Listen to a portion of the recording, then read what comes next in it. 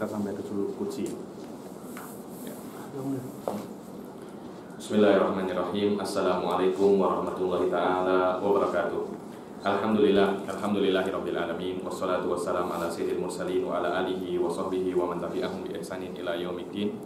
Nawaitu ta'alluma wa ta'lim wa naf'a wal intifa' wal ifada wal istifada wal hatha ala tamassuki bi kitabillahi ta'ala wa sunnati rasulih wa du'a ila al-huda wa dalalata ala al-khairi wa ibtigha'a mardatihi wa qurbihi wa tawamihi subhanahu wa ta'ala.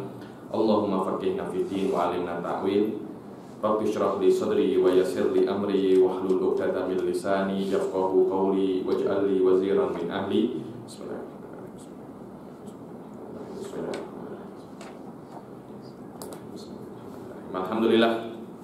Alhamdulillah pertemuan yang lalu kita sudah selesai ta'arif awaliyah, hal-hal yang berkaitan dengan mustalah dan ta'rif tentang hadis, athar, marfu, mauquf, semuanya. Sekarang kita akan masuk al-hadithul qudsi, betul? Al-hadithul qudsi. Oh, sudah? Belum kan? Betul. Al-hadithul qudsi. Ada yang boleh baca? Boleh? Boleh baca? Tak boleh baca juga? Perempuan-perempuan yang boleh baca? Tak ada yang boleh baca? Malu kan?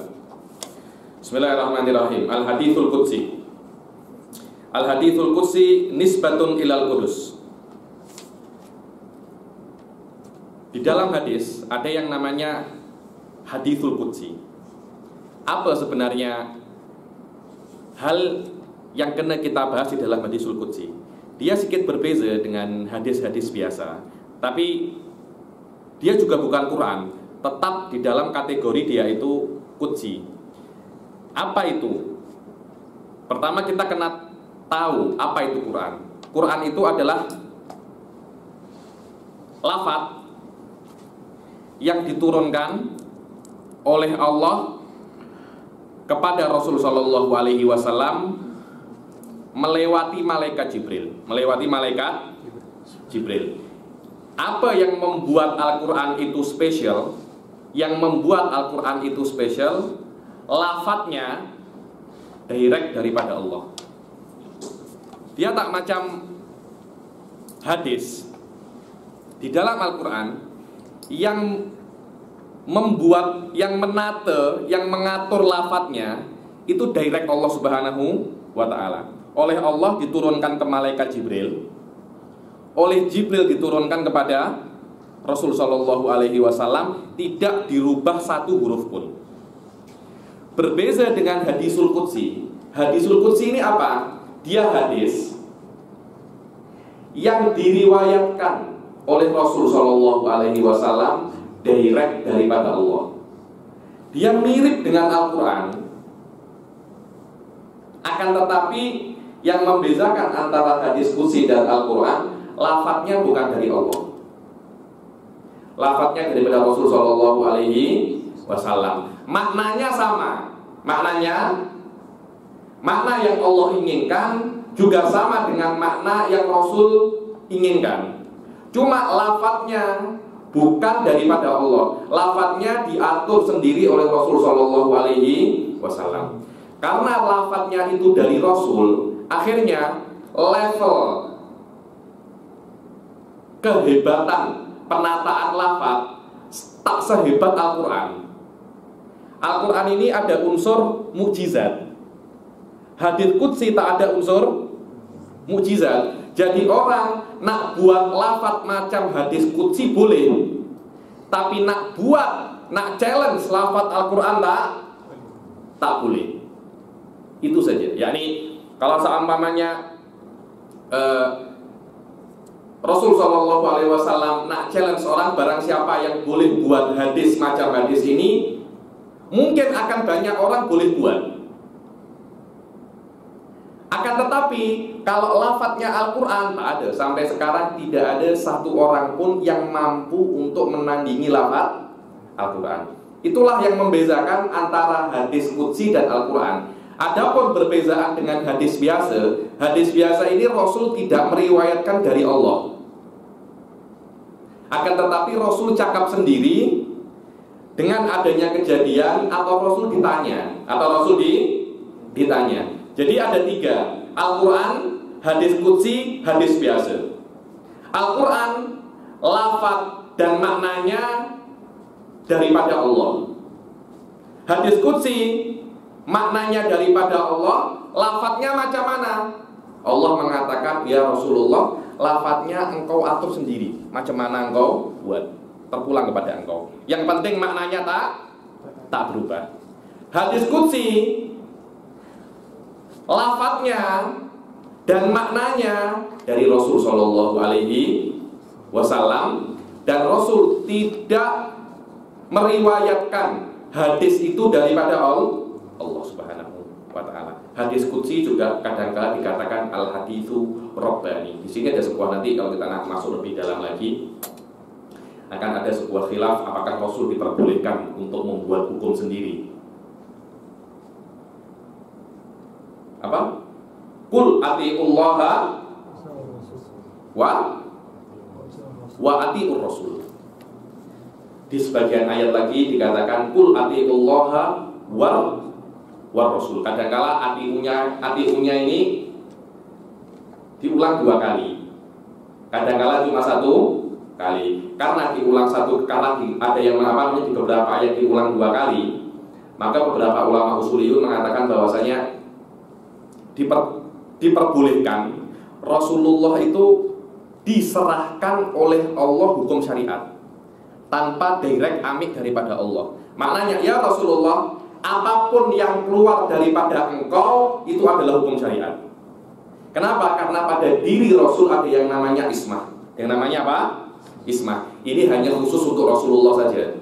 Yang lainnya tak boleh. Kenapa? Karena memang Rasulullah itu dijaga daripada Allah. Karena itu, wa ma yantiqu anil hawa in huwa illa wahyun yuha. Bahwasanya apapun yang dikatakan oleh Rasul itu bukan daripada hawa nafsu, tapi adalah wahyu, imma wahyu daripada Allah, atau memang Allah serahkan hukum syariat kepada Rasul Shallallahu Alaihi Wasallam, atau di dalam masail usul fikih dikenal dengan nama at-tafwid. Dengan nama apa? At-tafwid. Yakni tafwidul hukum ila Rasul Shallallahu Alaihi Wasallam. Oke.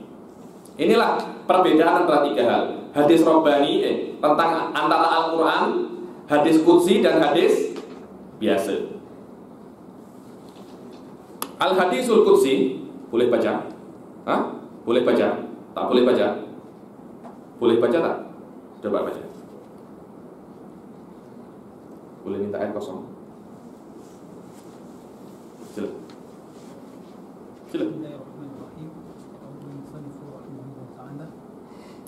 Al-hadisul qudsi nisbatun ilal qudus. Nisbatun ilal qudus. Hadis qudsi ini dinisbatkan kepada kudus. Makna kudus adalah toharo. Apa? Toharo, maknanya suci. Hadis ini suci. Kenapa? Karena Allah Subhanahu wa Ta'ala tersucikan daripada segala hal yang bermakna kekurangan. Selain Allah Subhanahu wa Ta'ala mempunyai kekurangan, yang tidak mempunyai kekurangan hanya Allah Subhanahu wa Ta'ala. Oke.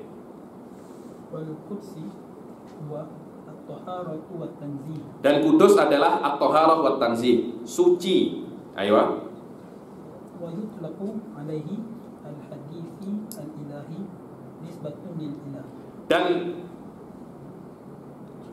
yutlaq dinamakan juga hadisul qudsi itu dengan nama al-hadithul ilahi.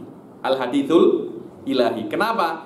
Karena di dalam lafaz hadis qudsi Rasul Shallallahu Alaihi Wasallam menisbatkan hadisnya itu kepada Allah. Maknanya ini bukan daripada aku, tapi maknanya daripada Allah Subhanahu wa Ta'ala. Hadis-hadis yang lain maknanya daripada aku, karena Allah Subhanahu wa Ta'ala sudah menyerahkan hukum agama kepada aku. Itu yang namanya tafwidul hukum. Tapi hadis qudsi ini maknanya diturunkan oleh Allah, tapi bagaimana lafadznya terpulang kepada Rasul. Karena bedakan ya adik-adik antara lafadz dan makna. makna itu hanya satu, tapi lafadznya itu banyak. Kadangkala kita nak cakap singa, kita cakap dalam bahasa Melayu dan Indonesia singa, dalam bahasa Arab asad, dalam bahasa Inggris lion. Semuanya maknanya satu, yaitu singa, tapi lafadznya banyak.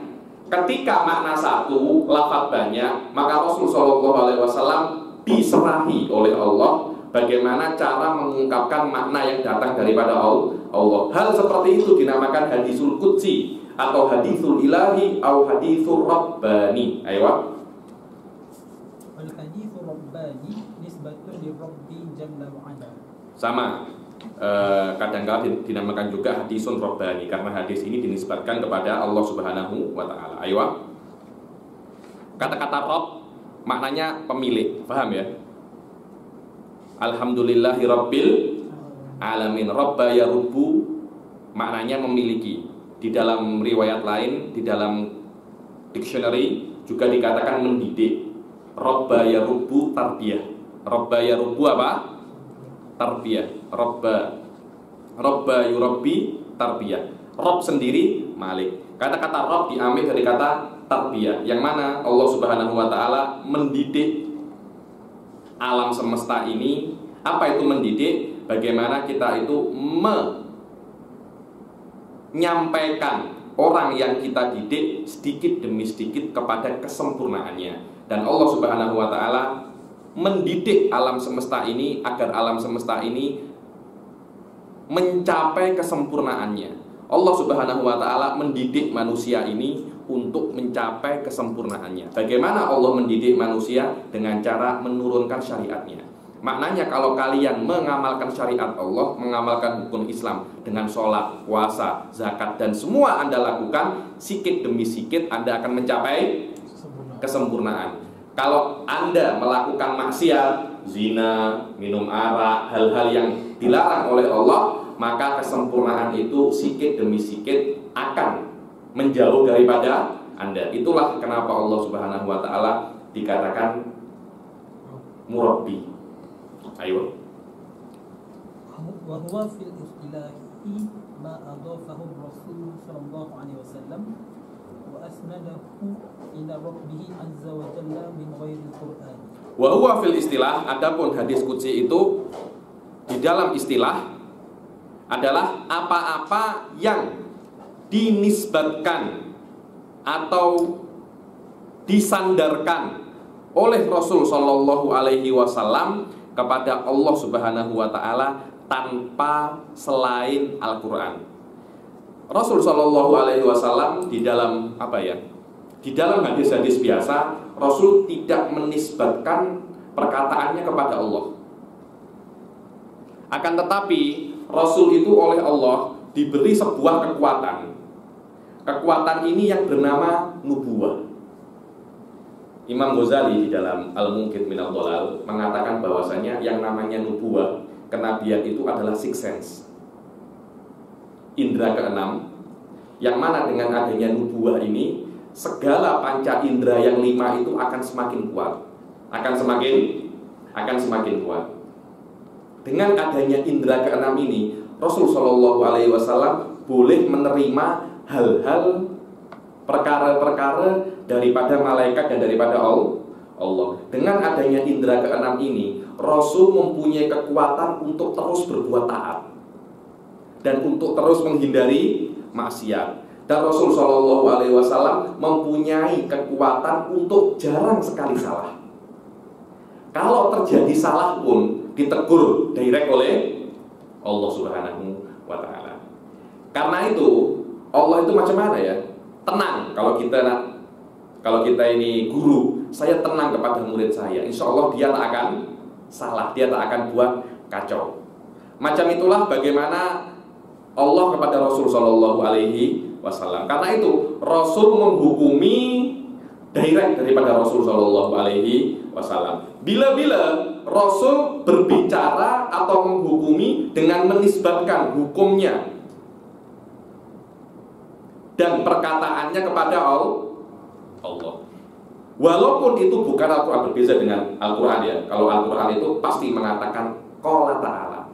Al-Quran ini bukan buatanku, tapi ini adalah buatan Allah Subhanahu wa ta'ala. Karena itu ketika Al-Quran, Rasul tak cakap kultu, tapi qala ta'ala.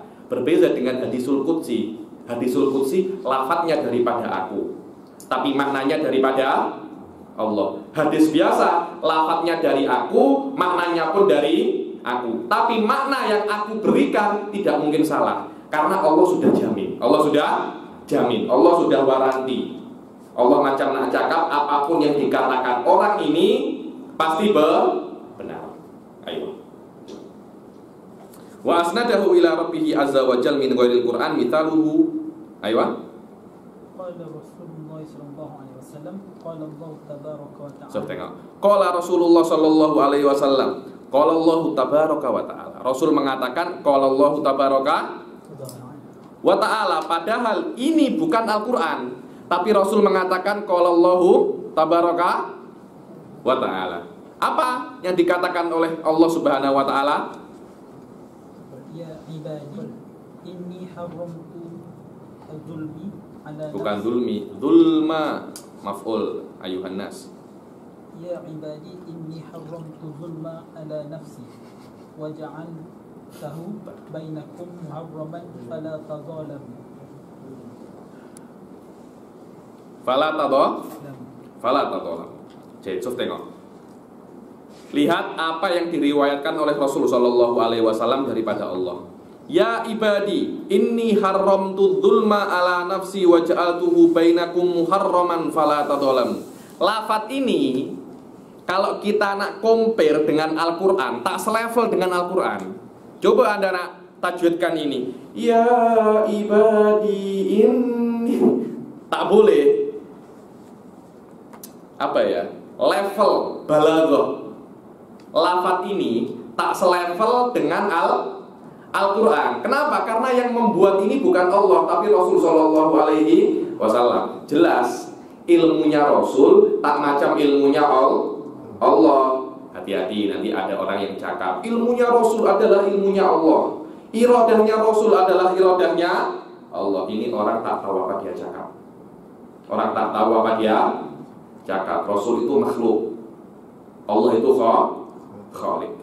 Jadi tidak bisa seorang makhluk menyamai dan challenge Khalik. Karena itu hadis qudsi yang perkataannya dibuat oleh Rasul tak boleh challenge Al-Quran. Tapi maknanya benar. Benar. Ini tak salah. Akan tetapi kebagusan lafadznya, kehebatan balaghahnya tak semacam Al-Quran.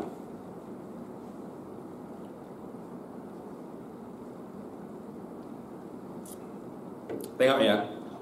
Wahai hamba-hambaku.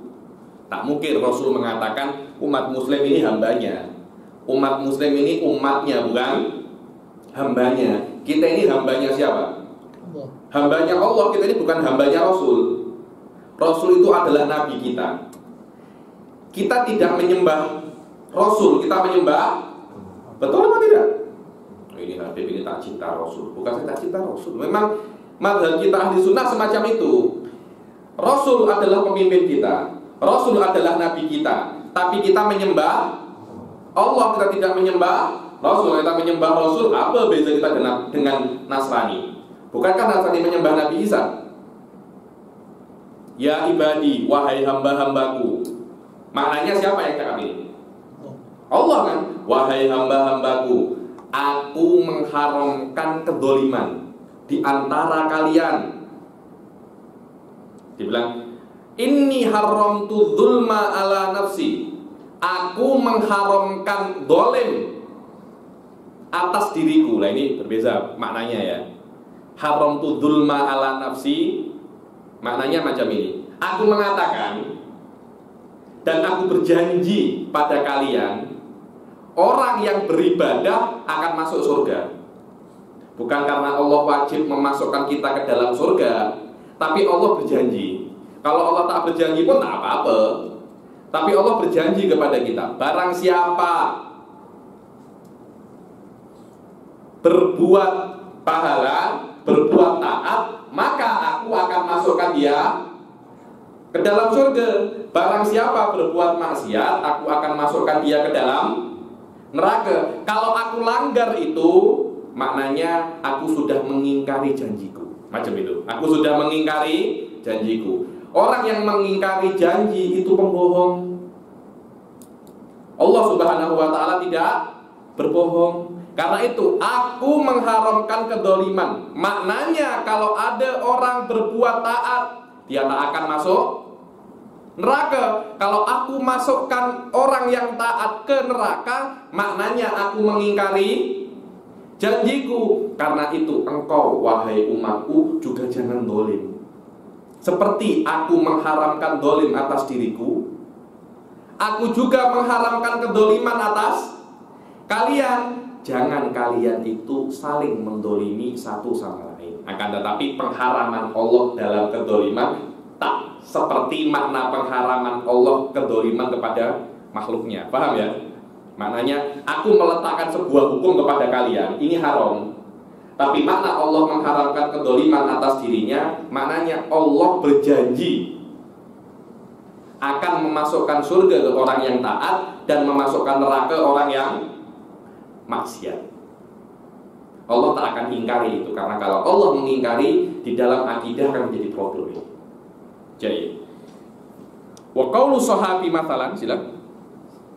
Wa qaulu sahabi mathalan, qala Rasulullah sallallahu alaihi wasallam fima yarwihi an rabbih azza wa jalla wa hakadha. Wa hakadha. Biasanya kalau Rasul mengatakan qala Rasulullah sallallahu alaihi wasallam, qala Allah taala, atau hadis qudsi biasanya qala sahabi, qala Rasulullah fima yarwihi an rabbih azza wa jalla. Kalau ada fima yarwihi atau qala Allah taala, biasanya itu adalah hadisul qudsi. Hadis qudsi ini belum tentu sahih, belum tentu sahih.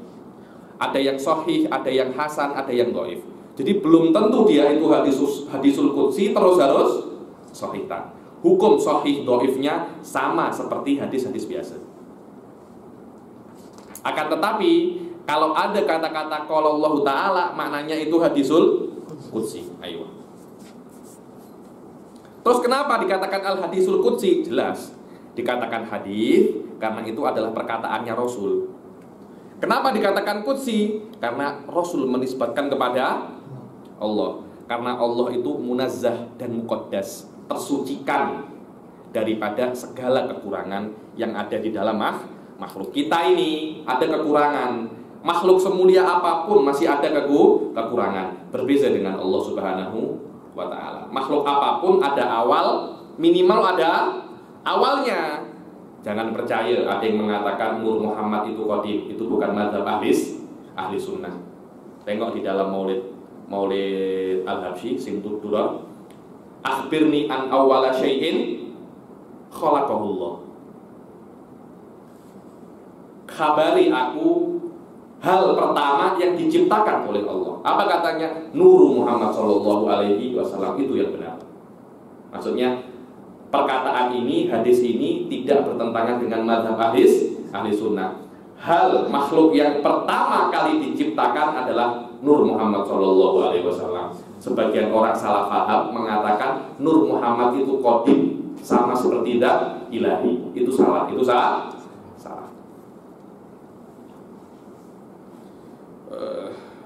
Wa summiya hadisan li annahu min qauli Rasul sallallahu alaihi wasallam wa min hikayati lahu an rabbih. Dan karena dikatakan hadis qudsi karena Rasul menisbatkan perkataan ini kepada Allah. Karena Rasul menisbatkan perkataannya kepada Allah, karena itu perkataannya dikatakan hadis.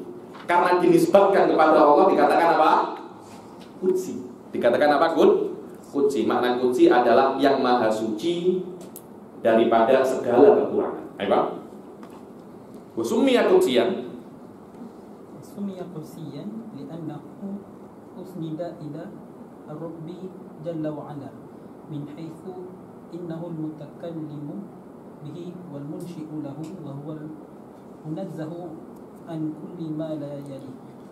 Kenapa dikatakan qudsiyan? Karena Rasul sallallahu alaihi wasallam menisbatkan hadis ini kepada Rasul menisbatkan hadis ini kepada Allah Subhanahu wa taala dari perspektif bahwasanya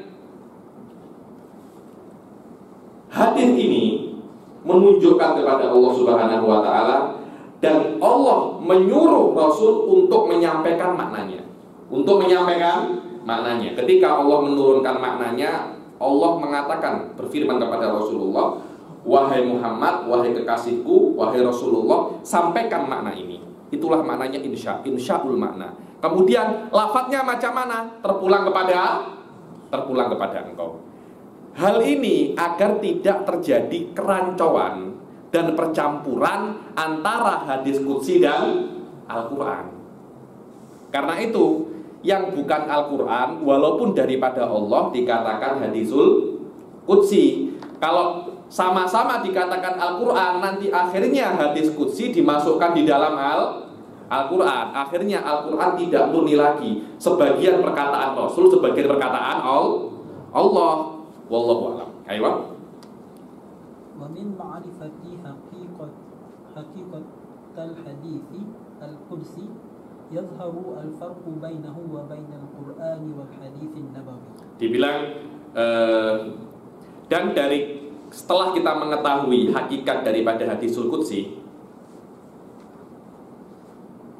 maka Anda akan mengetahui perbedaan antara hadisul qudsi, hadisun nabawi, dan Al-Quran.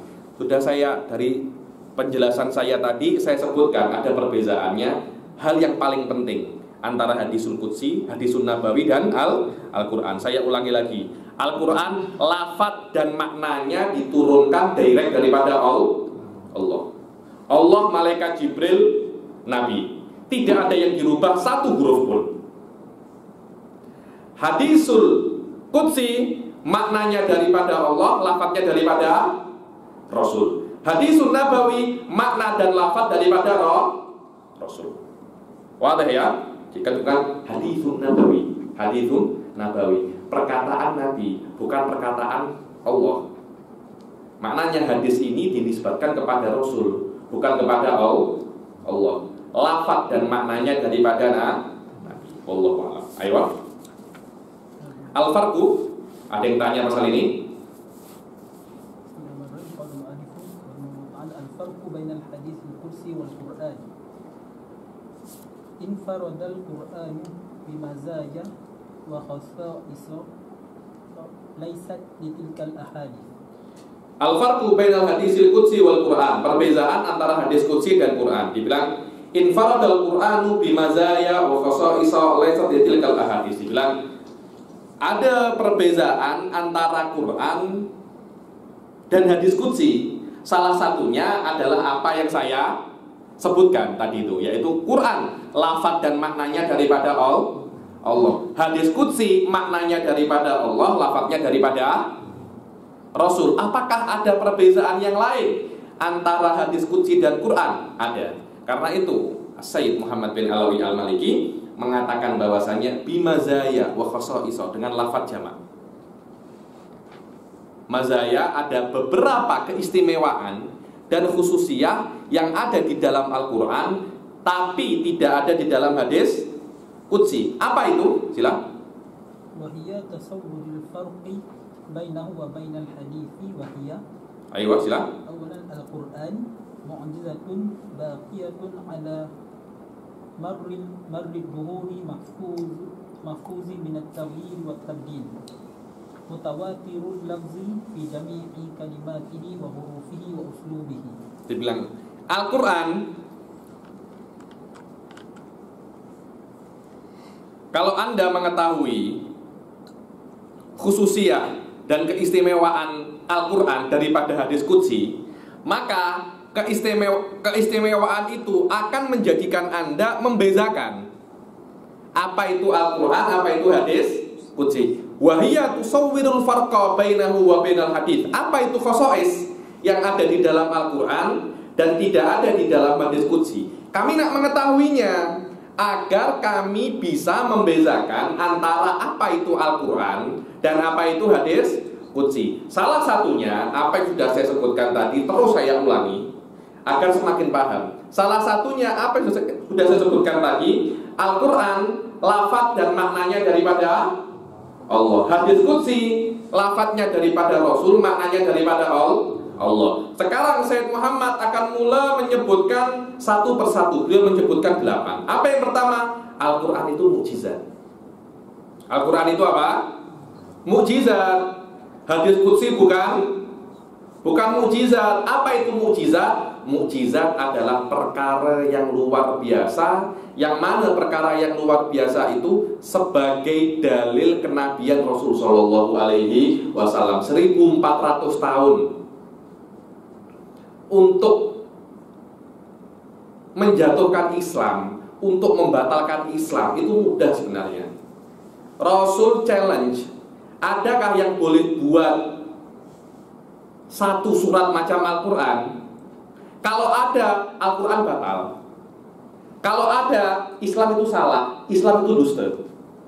1400 tahun tak ada yang boleh buat. Bukankah itu dalil kebenaran Islam? Rasul macam sangat confident sangat.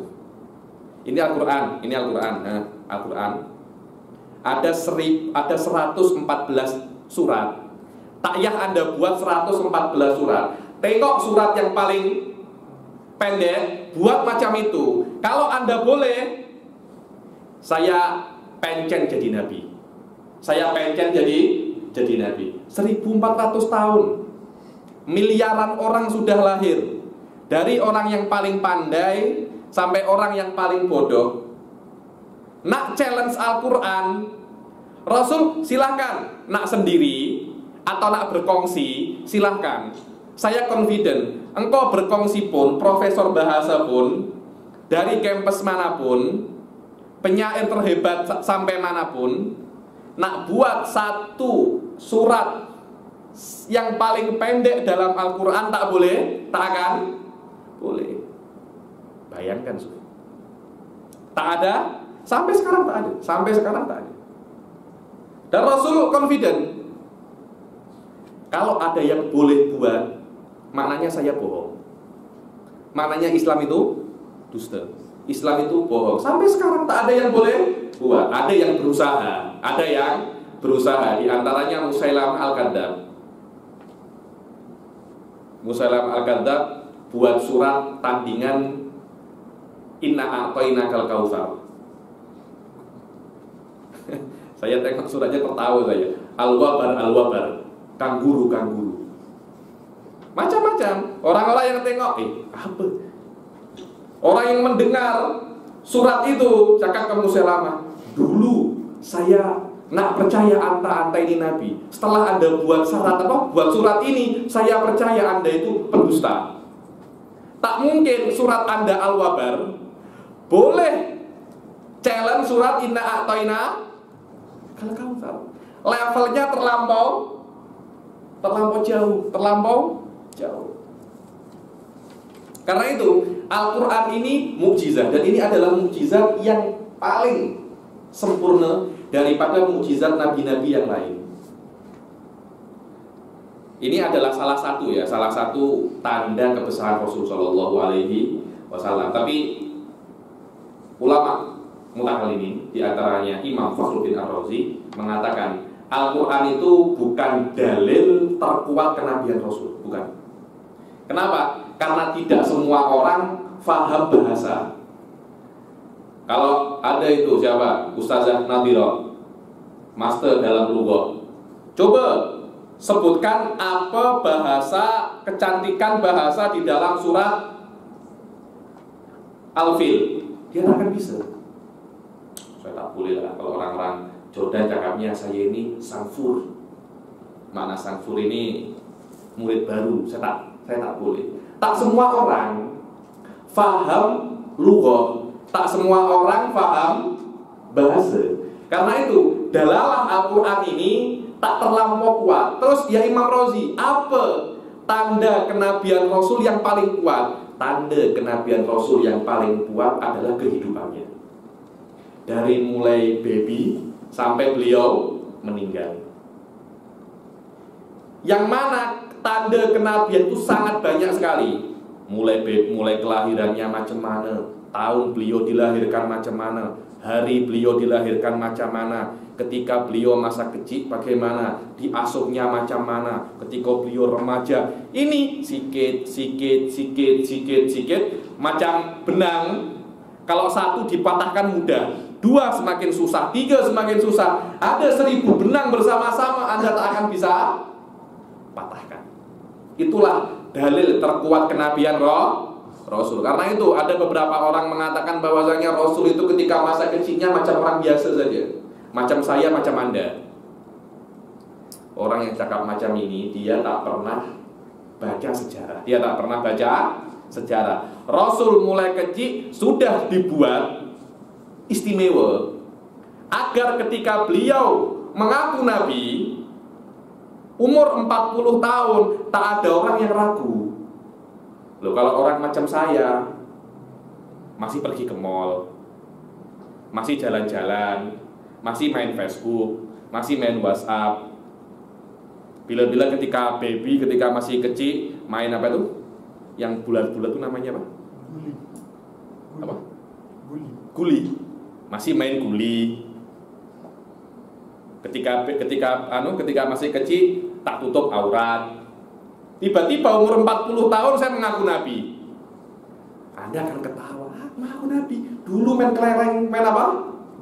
Main guli dengan saya. Dulu main guli dengan, dulu ke Melawati Mall dengan saya. Dulu tengok pawagam dengan saya. Macam mana boleh mengaku nabi? Rasul lah macam itu. Dari kecil orang-orang sudah tahu ini macam bukan orang biasa. Orang-orang bermain, dia tak bermain. Anak-anak kecil tak ada perasaan, dia sudah ada akhlak. Orang yang mengasuh dia macam diberkati rumahnya. Macam kalau kita tengok macam tak biasa. Setiap dia jalan ada apa namanya? Ada awan. Kita jalan awan pergi, kita terlampau banyak dosa.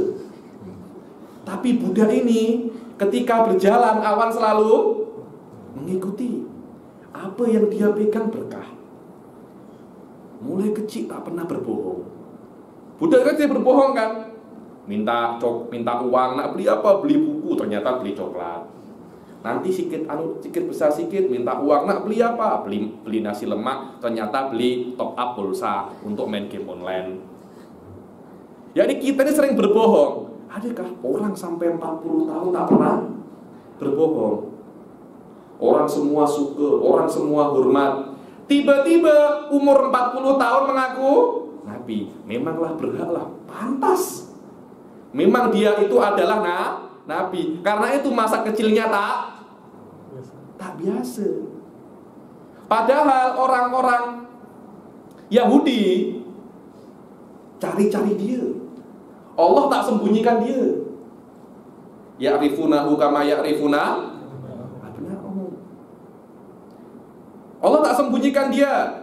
Kalau orang Yahudi jumpa, mereka akan bunuh. Dan Allah tak sembunyikan dia. Macam Allah nak cakap, engkau cari macam apapun, engkau usaha macam apapun, Buddha ini aku yang jaga. Aku yang jaga. Dikepung di rumahnya. Semuanya tertidur.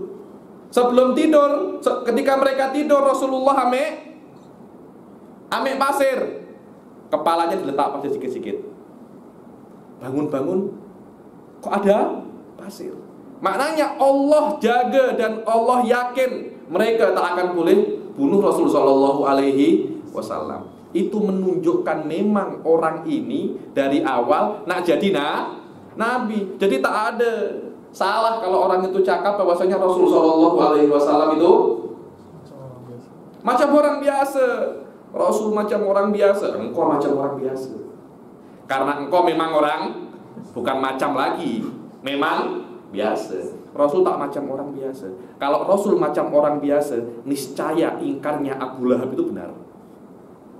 Niscaya ingkarnya Abu Jahal itu benar. Karena Rasul bukan orang biasa, dari kecil, dari muda mereka tahu dan mereka mengingkari. Di situ ada hujah bagi Allah Subhanahu wa taala ketika mereka nak cakap, saya tak yakin ini adalah Rasul. Engkau tak tengokkah bagaimana remajanya dia? Engkau tak tengokkah bagaimana masa kecilnya dia? Itulah dalil terkuat kenabian Rasul, yaitu banyaknya perkara-perkara luar biasa yang terjadi pada Rasul Shallallahu Alaihi Wasallam, mula beliau baby, mula beliau lahir sampai beliau meninggal. Itulah dalil terkuat, dibilang hayatuhu Shallallahu Alaihi Wasallam. Subhanallah, Al-Quran tak semua orang paham bahasa, tak semua orang paham bagaimana ini at-taqdim wa ta'khir, intiqal, bagaimana uslub ini, itu pernahlah. Bagaimana domiru syan, apa makna domiru syan, apa makna awamul irtijal. Itu semuanya hanya orang-orang asal takhasus yang tahu. Orang yang hanya punya kedai runcit menjadi perkara-perkara, dia menjadi kerja di office dan perkara-perkara dunia yang lainnya, macam mana nak faham mujizatul Quran? Tak faham. Tapi kalau mereka baca sirah, walaupun dari bahasa Melayu, mereka akan paham bahwasanya memang orang ini dari baby sudah bukan orang biasa. Wallahu a'lam. Mu'jizatun baqiyatun ala marrid duhur, yang mana Al-Qur'an itu kalau kita bandingkan dengan mukjizat-mukjizat yang lain, dia berbeza. Mukjizatnya Nabi Musa sekejap saja, membelah lautan, habis itu hilang. Betul apa tidak? Mukjizatnya Nabi Sulaiman boleh terbang. Nabi Sulaiman meninggal, mukjizat itu hilang. Boleh memerintah jin setan. Nabi Sulaiman meninggal, kekuasaannya juga akan hilang. Selesai masalah. Tapi Al-Quran tak macam itu. Sampai hari kiamat Al-Quran tetap hadir. Mukjizatun baqiyatun ala marrid duhur mahfudun minat taghyiri wa tabdil. Yang mana Al-Quran ini terjaga daripada pemalsuan, daripada pergantian, tak ada. Kenapa? Karena lafadznya direct daripada Allah. Ada katanya ada satu Al-Quran itu dicetak daripada Israel, hanya diganti kata-kata, satu kata saja. Wa may yabtaghi ghairal Islami dina, ghairunya dihapus. Wa may yabtaghil islama dinan fala yuqbala minhu. Semua yang hufat akan langsung tahu, ini salah lah. Ada kata-kata yang tersilap, namanya apa? Ghair. Akhirnya semua cetakan itu dikumpulkan, dibakar. Anta nak palsukan Al-Quran, jangankan kalimat ghair, satu alif saja akan tahu karena. Karena itu Al-Quran itu mahfudun minat taghyiri wa tabdil. Berbeza dengan kitab-kitab yang lain. Perjanjian lama atau yang lebih dikenal dengan nama Taurat. Kita sebagai umat Islam, Taurat adalah kitab suci. Akan tetapi sudah terjadi apa? Pemalsuan. Sudah terjadi pemalsuan. Injil adalah kitab suci, tapi yang ada sekarang sudah terjadi pemalsuan. Berbeza dengan Al-Quran, karena inna nahnu nazzalna dzikra wa inna lahu lahafidun. Mutawatirul lafdi, yang mana lafadznya itu diriwayatkan secara mutawatir dalam keadaan Rasul itu masih hidup. Ketika Rasul itu masih hidup, ada tim Rasul khusus namanya Katabatul Wahyi. Timnya Rasul khusus yang tugasnya hanya menulis wahyu. Setiap wahyu itu turun, Rasulullah panggil timnya, tulis. Setelah ditulis, letakkan ayat ini setelah ayat fulaniyah. Jadi lafadznya daripada Allah, begitu pula letak ayatnya itu juga daripada Allah. Suratnya juga daripada Allah. Maknanya surat ini lepas surat ini. Semua yang berkaitan Al-Quran daripada Allah. Bahkan cara penulisannya. Ya, kan sebagian ulama mengatakan menulis Al-Quran selain dengan khotil Utsmani haram. Banyak yang mengatakan seperti itu. Bahkan cara penulisannya pun daripada Allah. Maknanya Al-Quran ini penulisannya daripada zaman Rasul sudah semacam itu. Tawataron nas ala kitab badil Quran bil khotil Utsmani. Bayangkan, ini kan dahsyat sekali kan.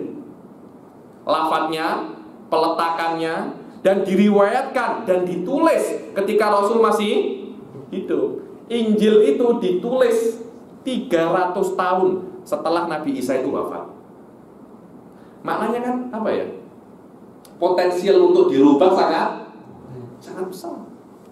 Ayo, mutawatirul lafadz, yang mana lafadznya itu diriwayatkan jam'un an jam'in. Jam'un an jam'in, nanti akan ada hadisul mutawatir apa?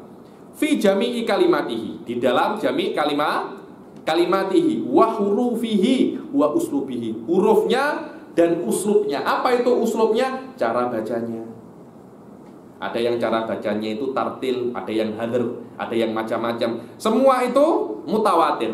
Anda kalau belajar qiraat, bacanya kan syekhon an syekhin kan. Baca nanti bagaimana cara pelafatannya. Nanti gurunya akan tegur. Dulu saya pernah belajar qiraat sekejap saja tadi. Kalau ada kawan-kawan saya yang belajar qiraat sampai 7, mereka itu, saya ini khatam qiraat ini dengan syekh harfan-harfan dari Al-Fatihah sampai An-Nas. Cara adanya.